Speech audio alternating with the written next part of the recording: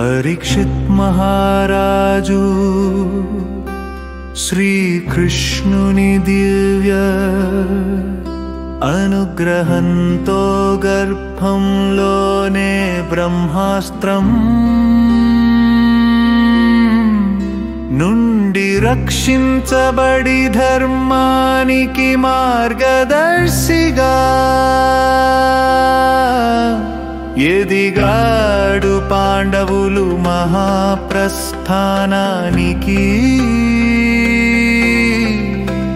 పయనమయ్యాక పరీక్షి ధార్మిక రాజ్యాన్ని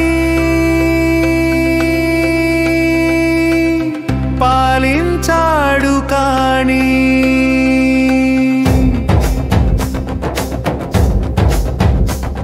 ఒకరోజు తపస్సులో ఉన్న శమిక మహర్షికి కాళీ ప్రభావంతో మసకబారిన పరీక్షిత్ చనిపోయిన పామును మెడలో వేశాడు.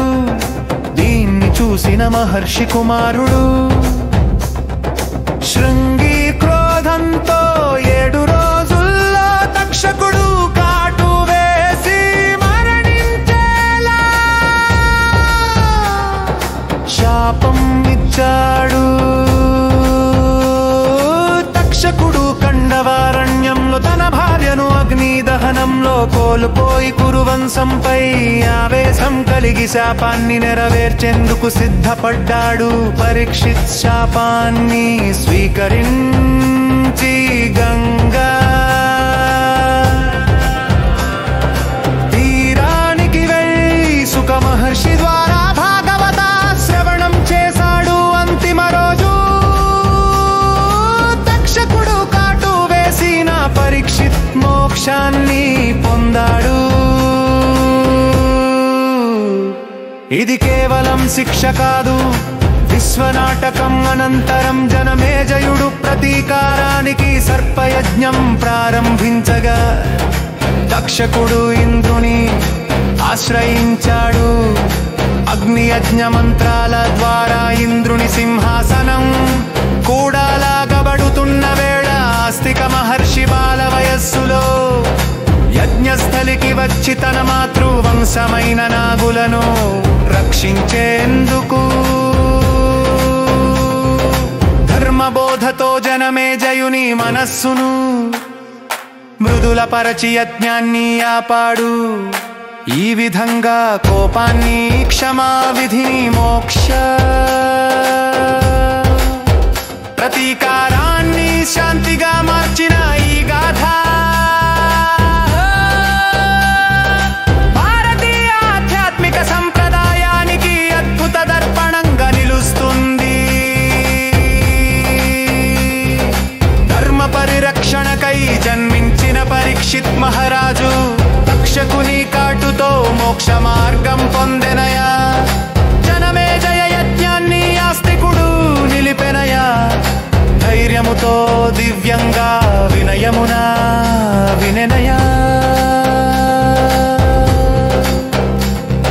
శృంగేరి పదములలో శాంతియుత గమనములు, ధర్మ మార్గదర్శిని జ్ఞాన యజ్ఞ రూపములు, ప్రేమతో పౌరులకు పాలన ఇచ్చిన వారు, నీతి సత్య సాధనలో నిపుణుడయ్యా.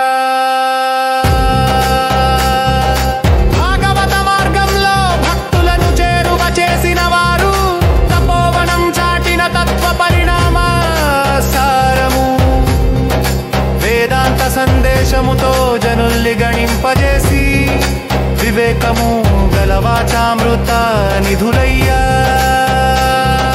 యోగేశ్వరాజ్ఞతో యానం చేసిన రాజులు, బ్రహ్మశ్రీ మంత్రధ్వనితో పునీతుడైన వారు, ప్రజాశ్రేయస్థానం కోరి సేవలు అందజేసి సద్గుణ సంపద గల సత్యవ్రతధారుడయ్యా.